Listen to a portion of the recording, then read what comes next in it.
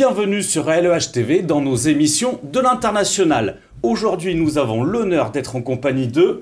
Evren Güner, le consul général de Turquie à Marseille depuis ici 1 an. Je vous remercie de m'accueillir aujourd'hui, de parler de Turquie. Mathieu, c'est un plaisir d'y être. Mais c'est un plaisir sincèrement partagé, monsieur le consul. Pour entrer dans ce sujet d'émission où nous allons aborder les relations économiques entre la France, la région sud et la Turquie, est-ce que vous pouvez déjà nous présenter le rôle d'un consul? Un consul général, en général, je vais dire, il s'agit de plusieurs rôles, plusieurs volets de ce rôle. Principalement, c'est une poste consulaire. Ça veut dire qu'on doit fournir des services consulaires aux nos compatriotes qui sont ici basés sur le terrain. Bien sûr, aux Turcs qui sont sur le terrain. Et deuxièmement, promouvoir les relations économiques. Et troisièmement, les relations culturelles avec le pays ou bien la région là où on se trouve. Justement, parlons des relations actuelles et économiques entre la région sud et la Turquie. Donc en fait, peut-être dans le contexte général des relations entre la Turquie et la France, qui datent des siècles, les Turcs connaissent bien la France et vice-versa, les Français connaissent bien la Turquie et les relations datent des siècles et depuis le 15e siècle, il y a des relations d'amitié plutôt et alliance même avec François Ier et Soliman le Magnifique qui est depuis le 16e siècle. Donc ce sont des relations, je veux dire, un peu particulières et aussi la francophonie en Turquie, c'est très fort, qui aide aux relations en général entre les deux pays. Et c'est quoi le rôle du Sud en général de ce contexte-là? C'est très important parce que Marseille, déjà, c'était la porte d'Orient pendant longtemps.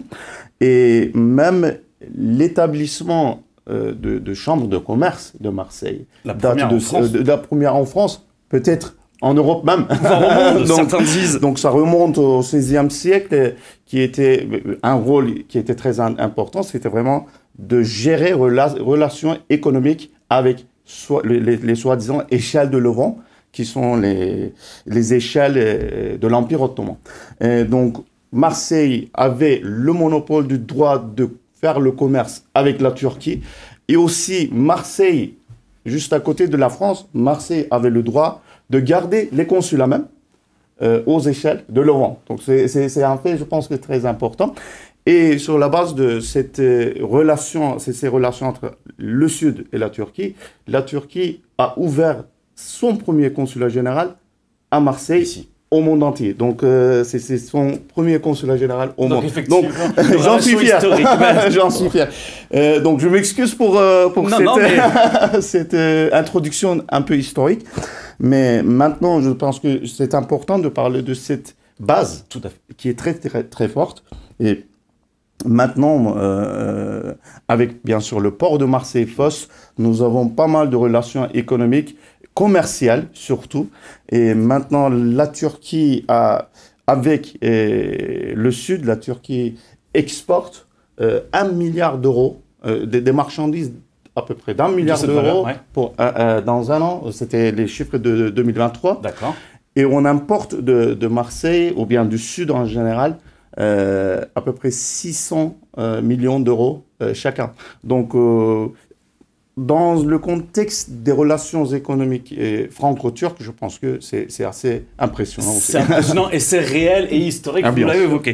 Aujourd'hui, actuellement, quelles sont les opportunités de l'économie turque pour le marché français et pour la région sud en particulier? Mais bien sûr, effectivement, je voudrais en profiter peut-être de faire l'introduction en général sur l'économie turque, mais aussi sur la géopolitique. Alors l'économie turque, on va en parler. Commençons par l'économie turque. Donc, on parle d'une population de 85 millions d'habitants. C'est une démographie jeune et dynamique. Et la Turquie possède maintenant la 2e grande main-d'œuvre d'Europe.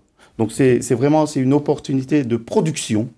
Et nous sommes concentrés en tant que l'économie turque est concentrée sur la production et l'exportation, je vais vous avouer, c'est un avou. Mais deuxièmement, il y a peut-être, quand on parle de Turquie, on ne peut pas dire rien sur la géopolitique. C'est intéressant, bien sûr, parce que la Turquie se trouve dans l'intersection de 3 continents. Et avec ça vient, bien sûr, les avantages, mais également les inconvénients. Comme on voit, bien sûr, cette position, cet emplacement géopolitique, à la fois géographique, social, économique, bien sûr, et culturel. Donc, c'est vraiment la Turquie, mais tu connais bien, Mathieu, la Turquie, c'est un mélange de différentes cultures et civilisations. Mais bien sûr, avec ça, vient des conflits autour de la Turquie. Maintenant, on voit qu'il y a pas mal de conflits, malheureusement, autour de la Turquie dans la géographie. Mais quels en sont les avantages, si je peux me permettre de dire, c'est la résilience. Tenir le cap. Exactement. Donc, justement, grâce à ça, peut-être à cause de ça, je ne sais pas, la Turquie, en 2023, était la 13e économie mondiale et 5e économie européenne en termes de PIB à parité de pouvoir d'achat. Donc, c'est assez impressionnant. Oui.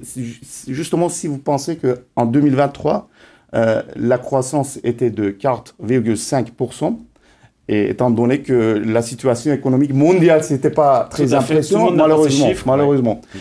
Et ce n'est pas vraiment une performance qui est limitée à 2023.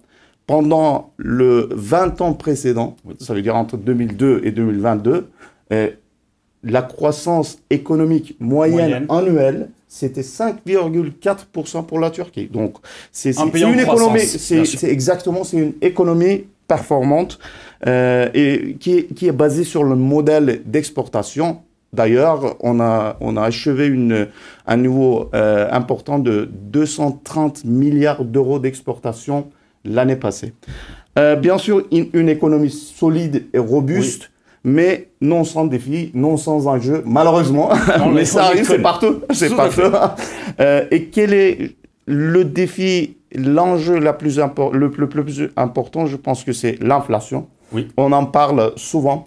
L'inflation, maintenant, c'est un problème mondial, malheureusement. Mais en Turquie aussi, il y a une inflation, je vais dire, particulière, mais en train d'être maîtrisée avec les politiques rigoureuses, budgétaires, à la fois monétaires. Donc maintenant, on a maîtrisé l'inflation au niveau de 50%. C'est toujours assez haut, je vais vous avouer, mais comparé à l'année passée qui était 80%. En effet. Mais ça fait partie du dynamisme, en fait, de cette économie. Parce que quand on parle des relations économiques et commerciales, les investissements continuent à arriver en Turquie, dont les investissements français. Peut-être on peut parler de ça. Et ben effectivement, justement, quels sont comment le consulat, vos services peuvent aider les entreprises qui nous regardent à aller faire du business en Turquie, concrètement. En fait, oui. Notre consulat général possède, au sein de notre consulat général, nous avons un bureau d'attaché commercial. Je pense que qui le fait, notre consulat, notre représentation, parmi les représentations uniques ou bien des rares représentations qui possèdent une unité dédiée aux affaires.